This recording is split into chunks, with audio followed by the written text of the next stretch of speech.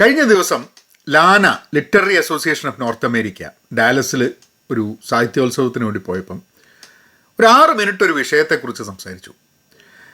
വിഷയം നമ്മൾ അടുത്ത് വായിക്കേണ്ട പുസ്തകം ഏതാണെന്ന് എങ്ങനെയാണ് തീരുമാനിക്കുക എന്നുള്ളതാണ്. അപ്പം 6 മിനിറ്റ് സംസാരിച്ചതിൻ്റെ ക്രക്സ് ഇതാണ്: ഒരു പുസ്തകം വായിക്കുന്നൊരു വ്യക്തിയാണെന്നുണ്ടെങ്കിൽ നിങ്ങൾ പോയി അന്വേഷിച്ച് കണ്ടുപിടിക്കേണ്ട ആവശ്യമില്ല. നിങ്ങൾക്ക് വായിക്കേണ്ട പുസ്തകം നിങ്ങളെ തേടി എത്തും എന്നുള്ളതാണ്. അങ്ങനെ എന്നെ തേടി എത്തിയൊരു പുസ്തകമാണ് Pedro Paramo, Juan Rulfo. Pedro Paramo കുറേ കാലമായിട്ട് ഇങ്ങനെ ആൾക്കാർ പല സ്ഥലത്തുനിന്ന് പറഞ്ഞിട്ട് ഇത് വായിക്കാൻ ശ്രമിക്കണം എന്നൊക്കെ പറഞ്ഞിട്ട് വായിക്കാൻ ചാൻസ് കിട്ടിയില്ല. അങ്ങനെ ഒരു പ്രാവശ്യം ലൈബ്രറി പോയപ്പോൾ ഞാൻ വെറുതെ ചോദിച്ചു, ഈ പുസ്തകം ഇവിടെ ഉണ്ടോ? ഓ, ഞങ്ങളെടുത്തില്ല, വേറൊരു ലൈബ്രറിയിൽ ഞങ്ങൾ വേണമെങ്കിൽ പറയാം, അവിടെ നിന്ന് എത്തിച്ചേരാം. ശരിയെന്നും പറഞ്ഞ് അങ്ങനെ കിട്ടി. ചെറിയ പുസ്തകമാണ്, 120 പേജ് പറ്റിയുള്ളൂ. അപ്പോൾ ഈ പുസ്തകം വായിച്ച് തുടങ്ങുന്നതിന് മുമ്പേ അതിൻ്റെ അവതാരിക എഴുതിയിട്ടുള്ളത് മാർക്കേസാണ്. അപ്പോൾ ഒരു മാർക്കേസ് പറയുന്നൊരു രസകരമായിട്ടുള്ളൊരു സംഭവമുണ്ട്. ആൽവാരോ മ്യൂട്ടിസ് എന്ന് പറഞ്ഞിട്ടുള്ള കൊളംബിയൻ കവി, നോവലിസ്റ്റ് അദ്ദേഹം. അപ്പം മാർക്കേസ് ചില പുസ്തകങ്ങളൊക്കെ എഴുതിയിട്ടുണ്ട്. ഇതുവരെ ഹുവാൻ റൾഫോനെ പറ്റിയിട്ട് മാർക്കേസ് കേട്ടിട്ടുണ്ടായിരുന്നില്ല. അങ്ങനെ മാർക്കേസ് എവിടെ പോയപ്പം നമ്മുടെ ആൽവാരോ മ്യൂട്ടിസ് മാർക്കേസിൻ്റെ അടുത്ത് പെഡ്രോ പരാമോ കൊടുത്തിട്ട് പറഞ്ഞു, read this shit and learn. അതായത് ഇത് വായിച്ച് പഠിക്കുന്നത്. അങ്ങനെ അന്ന് രാത്രി മാർക്കേസ് പുസ്തകം എടുത്തിട്ട് വായിക്കാൻ തുടങ്ങിയിട്ട് മൂപ്പർക്ക് അത് 2 പ്രാവശ്യം വായിച്ച് തീർന്നപ്പോഴാണ് മൂപ്പർക്ക് ഉറങ്ങാൻ പറ്റിയെന്നുള്ളത്. അതിനു മുമ്പേ മാർക്കേസ് എങ്ങനെയാണ് പോയറ്റിക്കായിട്ട് കൺവിൻസിംഗ് ആയിട്ട് ഒരു കഥ പറയുക എന്നുള്ളത്, ഇങ്ങനെ he was not able to conceive an idea of doing that. ഇത് changed his way of looking at writing എന്നുള്ളതാണ് പറയുന്നത്. അത് മാർക്കേസിൻ്റെ പറഞ്ഞാണ്. അപ്പോൾ ഞാൻ പുസ്തകം വായിക്കാൻ തുടങ്ങി. ഈ പുസ്തകത്തിൻ്റെ പ്രത്യേകത എന്ന് പറഞ്ഞു കഴിഞ്ഞിട്ടുണ്ടെങ്കിൽ ഒരു നോൺ ലീനിയർ ഫോമിലാണ്. അതായത് ഒരു കാര്യം പറയുന്നു, പിന്നെ വേറൊരു കാര്യം പറയുന്നു, പിന്നെ അപ്പുറത്തേക്ക് പോകുന്നു, അങ്ങനെ പല പല കാര്യങ്ങൾ വെച്ച്. അതായത് നമ്മളിങ്ങനെ ഒരു സ്ഥലം കാണാൻ വേണ്ടി ഇങ്ങനെ വിളിച്ചുകൊണ്ട് പോവുക. കുറച്ച് നേരം പറയും, ഈ അങ്ങോട്ട് നടക്കുന്നു പറയും, കുറേ സ്ഥലം കാണിക്കും, പിന്നെ കുറച്ച് ഇങ്ങോട്ട് വരും. അപ്പം അല്പം കണക്ട് ചെയ്യാനും വായിക്കാൻ കുറച്ച് ബുദ്ധിമുട്ടൊക്കെ ആയിട്ട് ചില സമയത്ത് തോന്നാൻ സാധ്യതയുണ്ട്. ഇപ്പം എനിക്ക് ഒരു മാജിക്കൽ റിയലിസം അത്ര നന്നായിട്ട് പോകുന്ന കൂട്ടത്തിലല്ല. എനിക്ക് കൂടുതൽ മാജിക്കൽ റിയലിസം എനിക്ക് അത്ര ഭയങ്കര ഇഷ്ടമുള്ളൊരു ഇതല്ല. അതുകൊണ്ട് ഇതിൽ ഒരു മാജിക്കൽ റിയലിസത്തിൻ്റെ അതൊക്കെയാണ് അതിൻ്റെ ഒരു, കാരണം 1950-55 ഈ പുസ്തകം വരുന്നത്. അന്ന് ഇങ്ങനെ ഒരു non linear writing has been വളരെ നൂതനമായിട്ടുള്ളൊരു സംഭവമായിരുന്നു എന്നുള്ളതാണ്.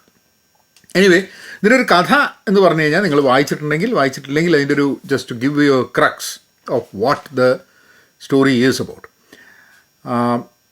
ഒരു ഹുവാൻ എന്ന പേരുള്ള ഒരു ആൾ, അയാളുടെ അമ്മ മരിക്കുന്ന സമയത്ത് അച്ഛനെ, പെഡ്രോ പരാമോനെ അന്വേഷിച്ച് കൊമാല എന്ന് പറഞ്ഞിട്ടുള്ള ഒരു സ്ഥലത്ത് പോകണം എന്ന് പറയും. അങ്ങനെ ഇയാൾ കൊമാലയ്ക്ക് പോവുകയാണ്. അങ്ങനെ പോയി ഇയാൾ അവിടെ എത്തുന്ന സമയത്ത് ഇയാൾ ഒരു ഗോസ്റ്റ് ഹൗസിലാണ്, ഒരു ഗോസ്റ്റ് ടൗൺ, അങ്ങനെ ഒരു സ്ഥലത്താണ് ഇയാൾ എത്തുന്നത്. അപ്പോൾ ഇതിൽ കുറേ ക്യാരക്ടേഴ്സ് ജീവനോടുണ്ടോ മരിച്ചിട്ടുണ്ടോ എന്നുള്ളതൊന്നും നമുക്ക് വായിക്കുമ്പോൾ അറിയില്ല. So it is A mix of the dead, the alive, reality, dream, അങ്ങനെ കുറേ സംഭവങ്ങളൊക്കെ കൂടി കൂട്ടിക്കുഴച്ചിട്ടാണ് ഈ പുസ്തകം ഉള്ളത്. അതുകൊണ്ട് തന്നെ എനിക്ക് ഈ പുസ്തകം വായിച്ച് കഴിഞ്ഞിട്ട് എനിക്ക് അതിനെ പറ്റിയിട്ട്, ആ പുസ്തകത്തെക്കുറിച്ച് ചിലത് വായിക്കുമ്പോഴാണ് എനിക്ക് പുസ്തകത്തിൻ്റെ ശരിക്കുള്ള കാര്യം മനസ്സിലാവുന്നത്. അത് കഴിഞ്ഞിട്ട് ധാരാളം പുസ്തകങ്ങൾ ചിലപ്പോൾ അങ്ങനെ വന്നിട്ടുണ്ടാവും. പക്ഷെ ആ കാലഘട്ടത്തിൽ അങ്ങനെ ഒരു പുസ്തകം ആദ്യമായിട്ടാണ് ആ രീതിയിലുള്ളൊരു എഴുത്ത് എന്നുള്ളതാണ് പറയുന്നത്. പെഡ്രോ പരാമോ വായിക്കാൻ വേറൊരു കാരണം കൂടെ എന്തായിരുന്നു എന്ന് പറഞ്ഞു കഴിഞ്ഞിട്ടുണ്ടെങ്കിൽ, അതിൻ്റെ സിനിമ നെറ്റ്ഫ്ലിക്സിലുണ്ട്. അപ്പോൾ അത് കാണുന്നതിന് മുമ്പ് പുസ്തകം ഒന്ന് വായിക്കണം എന്നുള്ളതാണ്. അപ്പോൾ ആ പുസ്തകം വായിച്ച സമയത്ത് ഞാൻ അങ്ങനെ ആലോചിക്കരുത്, സിനിമ ഉണ്ടെന്ന് അറിയാം. അപ്പോൾ ഇതെങ്ങനെയാണ് സിനിമയാക്കുക എന്നുള്ളത് ഞാൻ അങ്ങനെ ഭയങ്കര കൗതുകത്തോടെയാണ് ആലോചിച്ചിരുന്നത് വായിക്കുന്ന സമയത്ത്. അങ്ങനെ ദ സ്റ്റോറി ഈസ്, പെഡ്രോ പരാമോനെ കണ്ടെത്താൻ വേണ്ടി പോകുന്നു. അവിടെ പല പല ക്യാരക്ടേഴ്സ് വരുന്നു. ചില ക്യാരക്ടേഴ്സ് ലിവിങ് ആണ്, ചില ക്യാരക്ടേഴ്സ് മരിച്ചതാണ്, അവരുടെ പ്രേതങ്ങളുമായിട്ടാണ് വരുന്നത്. അപ്പോൾ നമുക്ക് റിയാലിറ്റി ആണോ, ശരിക്കും നടക്കുന്നതാണോ, പ്രസൻ്റ് ആണോ, പാസ്റ്റ് ആണോ, ഇതൊരു ആരുടെങ്കിലും ഇമാജിനേഷനാണോ, ഇങ്ങനത്തെ എല്ലാ കാര്യത്തിൽ കൂടെ നമ്മളെ കൊണ്ടുപോകുന്നുണ്ട്. സോ എനിക്ക് സ്വതവേ മാജിക്കൽ റിയലിസം അത്ര ഇഷ്ടമുള്ള ഒരാളല്ല. കാരണം എനിക്കത് മനസ്സിലാക്കിയെടുക്കാനും അതിൽ ശരിക്കും ഇറങ്ങിച്ചെല്ലാനും കുറച്ച് ബുദ്ധിമുട്ടുള്ള കൂട്ടത്തിലാണ്.